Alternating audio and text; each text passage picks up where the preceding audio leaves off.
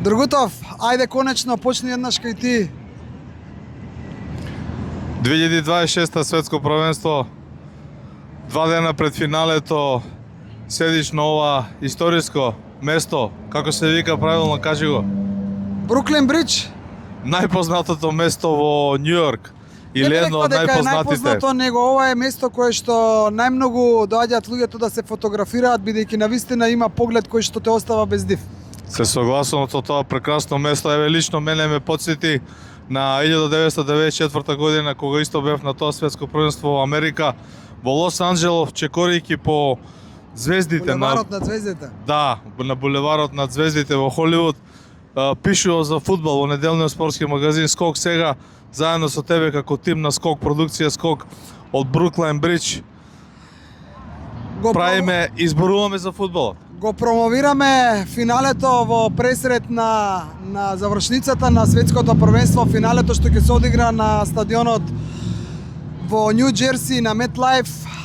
Аргентина, Шпанија, нашите два нови сувенири токму од овдека купени од Бруклин Бридж.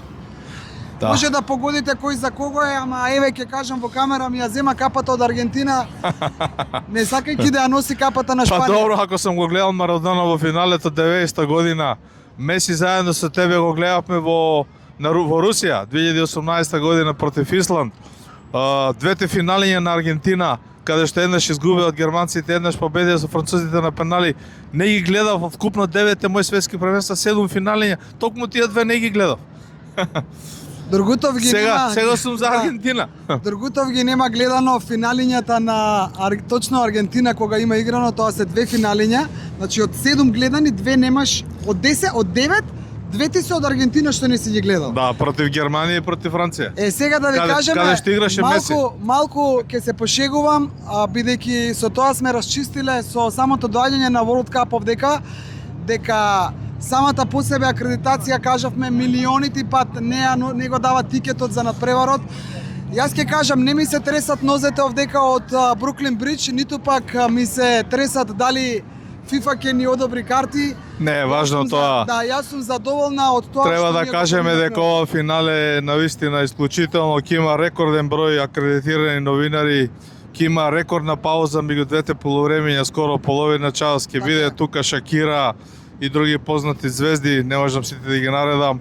Нешто генерално се менува во концепцијата на FIFA. Нешто ново, нешто се воведува повеќе на маркетинг, на реклама, на пропаганда, се прават парите, но фудбалските звезди остануваат. Јас малку создаваме и овдека гужва снимајќи се на Бруклин Бридж.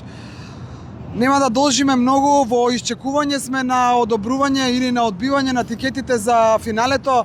Како и да е, ние ќе бидеме овдека, ќе бидеме на MetLife, ќе бидеме, ако веќе не сме на трибините, ќе бидеме пред стадионот, но останува надежта дека FIFA и овој пат ќе не остави во игра и останува надежта дека која и да победи од овие две репрезентации што ги носиме на капата, Аргентина или Шпанија, јас зборувам од свое лично име, дека за ниту една нема да имам проблем, ќе се радувам еднакво.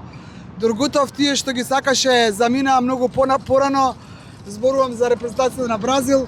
Тоа е. Да, ќе видиме како... Сега остануваат во игра Јамал од Шпанија, Меси од Аргентина, иако мислам дека Лаутаро Мартинес навистина се покажа како вистински џокер, вистинска бомба на аргентинците на ова светско првенство. И мислам дека повторно ќе почне од клупата, ама повторно ќе ги решава нештата. Така ми мириса вака оддалеку. Што мислиш ти за шпанците на другата страна? Како ќе Јас нема да кажам ништо за шпанците, ама еве ќе покажам кој мислам дека ќе го подигне победничкиот пехар и ќе се изедначи со Бразил по одбраната на титулата како втора репрезентација која што успеала да го стори тоа. Аргентина? Типувам на Аргентина. Ајде да видиме.